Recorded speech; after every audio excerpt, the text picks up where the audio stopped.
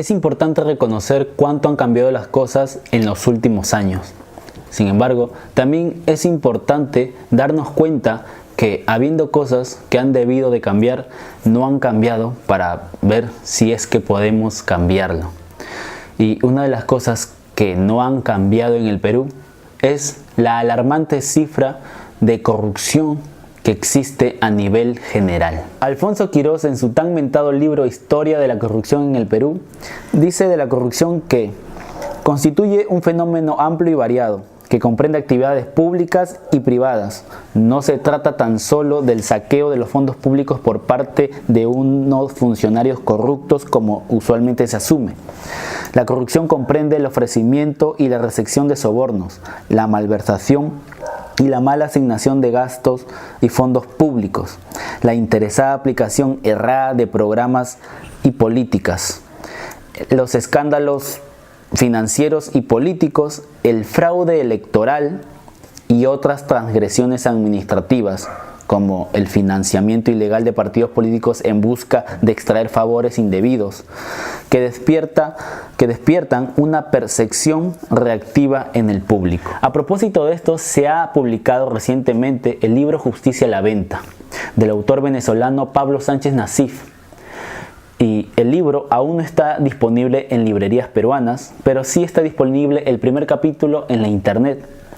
En dicho primer capítulo se señala cómo ha evolucionado la corrupción a nivel mundial y más específicamente en Latinoamérica. El Perú es un caso de hazmerreír, y es que hemos caído tan bajo que incluso hemos tenido jueces, o tal vez seguimos teniéndolo, jueces que han vendido sentencias por una bolsa de chifles o por unas entradas para ver un partido. Pero lo interesante de este primer capítulo es quitarnos la venda de un despropósito que se viene aplicando en Latinoamérica. Esto es la Convención de Naciones Unidas contra la Corrupción, basado en el antiguo o arcaico sistema de prevenir y castigar para acabar con la corrupción. Legislación que demanda de crear más tipos penales. Es decir, si prevenir y castigar no es suficiente, lo que se necesita es más prevención en la prevención y que de allí, tal vez, más castigos. Lo que propone la ONU está respaldado por otros organismos internacionales como por ejemplo la OCDE, la OEA, el FMI, el Banco Mundial, Transparencia Internacional, entre otros. Es más, este sistema ha sido aceptado por más de 180 países en el mundo.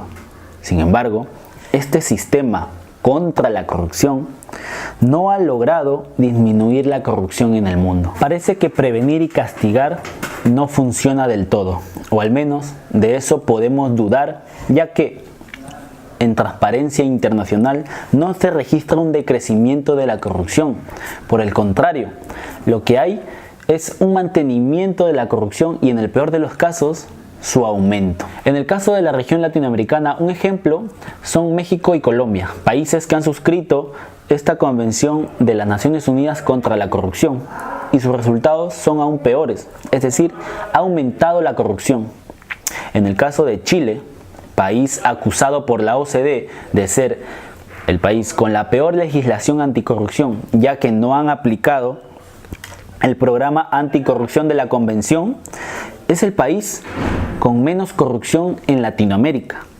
Es más, en los últimos 10 años, la corrupción en este país no ha aumentado. Por último, Uruguay, país que no solo no tiene una legislación anticorrupción, sino que ni siquiera es miembro de la OCDE.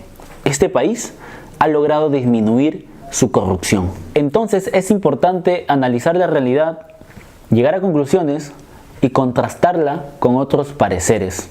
En el caso de Latinoamérica y nuestro querido Perú, sería bueno que no nos dejemos llevar del todo por una corriente supuestamente moderna.